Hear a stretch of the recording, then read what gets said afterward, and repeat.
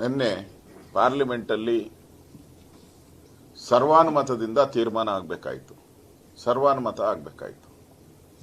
ಎಲ್ಲರೂ ಈ ಬಿಲ್ಗೆ ಒಮ್ಮತದ ಒಂದು ಮುದ್ರೆಯನ್ನ ಹಾಕಬೇಕಾಯಿತು.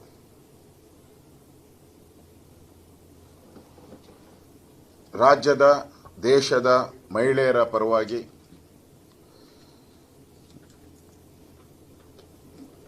ಇವತ್ತು ಕಾಂಗ್ರೆಸ್ ಸರ್ಕಾರ ಮಾಡಿರ್ತಕ್ಕಂಥ ಅನ್ಯಾಯದ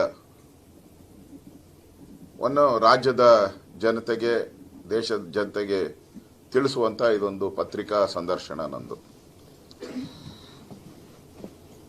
ಇದು ಮಹಿಳಾ ಸಬಲೀಕರಣ ಬಿಲ್ ವಿಫಲ ಆಗಿದ್ದು ಒಂದು ಸಾಮಾನ್ಯ ಘಟನೆ ಅಲ್ಲ, ಸಾಮಾನ್ಯ ವಿಚಾರನೂ ಕೂಡ ಅಲ್ಲ. ಇದು ಕೆಲವು ರಾಜಕೀಯ ಪಕ್ಷಗಳ ಪಿತೂರಿ, ನಿರ್ಲಕ್ಷ್ಯ, ಮಹಿಳಾ ವಿರೋಧಿ ಭಾವನೆಯ ಸ್ಪಷ್ಟ ಸಂಕೇತ. ಇದು ಮಹಿಳೆಯರ ಹಕ್ಕು ಬಗ್ಗೆ ವೇದಿಕೆಯಲ್ಲಿ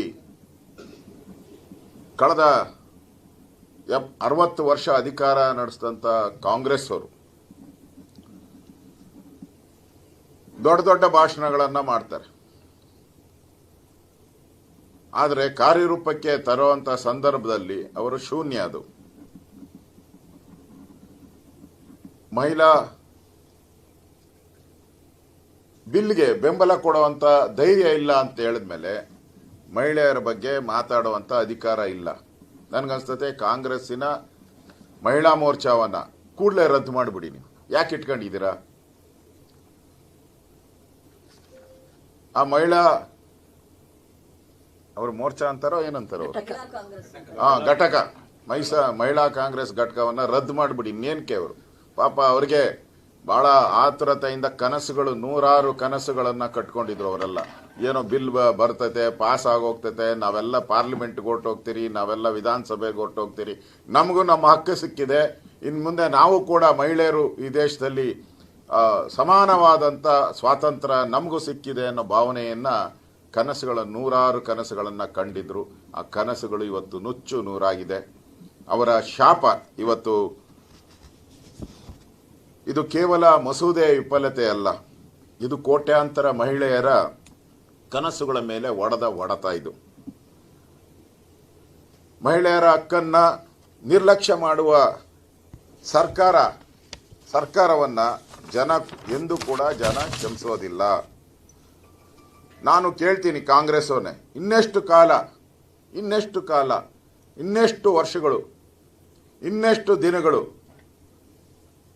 ಮಹಿಳೆಯರನ್ನ ಕೇವಲ ಮತದಾರನಾಗಿ ಬಳಸುತ್ತೀರಾ ಕಾಂಗ್ರೆಸ್ಸಿಗರೇ? ಇನ್ನೆಷ್ಟು ವರ್ಷ ಓನ್ಲಿ ಮತದಾರರಾಗಿ ನೀವು ಬಳಸ್ತೀರಾ? ಮಹಿಳೆಯರನ್ನ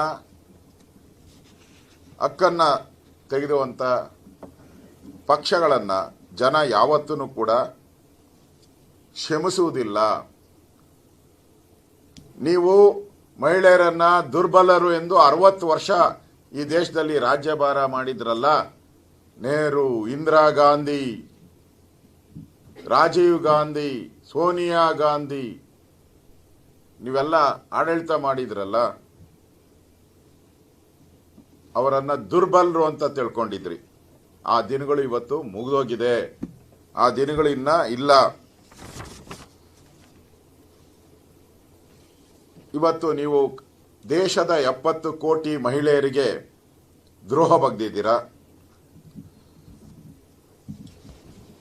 ನಿಮಗೆ 60 ದಶಕ ರಾಜ್ಯಭಾರ ಮಾಡಿದಿರಲ್ಲ, ಅವಾಗ ಮಹಿಳಾ ಮೀಸಲಾತಿ ಬಗ್ಗೆ ನಿಮಗೆ ಗಮನನೇ ಇಲ್ಲ.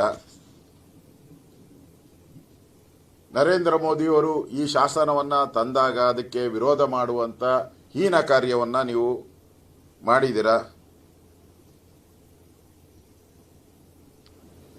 ಇದು ಕೇವಲ ಒಂದು ಬಿಲ್ ವಿರೋಧ ಅಲ್ಲ, ಇದು ಕೇವಲ ಒಂದು ಬಿಲ್ಲಿನ ವಿರೋಧ ಅಲ್ಲ, ಇದು ಕಾಂಗ್ರೆಸ್ ರಕ್ತದಲ್ಲೇ ಇರುವಂತ ಮಹಿಳಾ ವಿರೋಧಿ ನೀತಿ. ಇದು ಕಾಂಗ್ರೆಸ್ ರಕ್ತದಲ್ಲೇ ಇದೆ ಮಹಿಳಾ ವಿರೋಧಿ ನೀತಿ. ಇವತ್ತು ನಿಮ್ಮದು ಮೋದಿ ನಾಯಕತ್ವದಲ್ಲಿ ನಾರಿ ಶಕ್ತಿ ಜಾಗೃತ ಆಗಿದೆ. ಮಹಿಳೆಯರ ಶಕ್ತಿಯನ್ನ ಅವಮಾನಿಸಿದ ನಿಮ್ಮನ್ನ ಇತಿಹಾಸ ಎಂದೂ ಕೂಡ ಕ್ಷಮಿಸುವುದಿಲ್ಲ. ಕಾಂಗ್ರೆಸ್ ಮಾಡಿದ ದ್ರೋಹಕ್ಕೆ ಅಂತ್ಯ ಆಡೋ ಕಾಲ ಈಗ ನಿರ್ಮಾಣ ಆಗ್ತಾ ಇದೆ ಅಂತ ಅನಿಸುತ್ತೆ.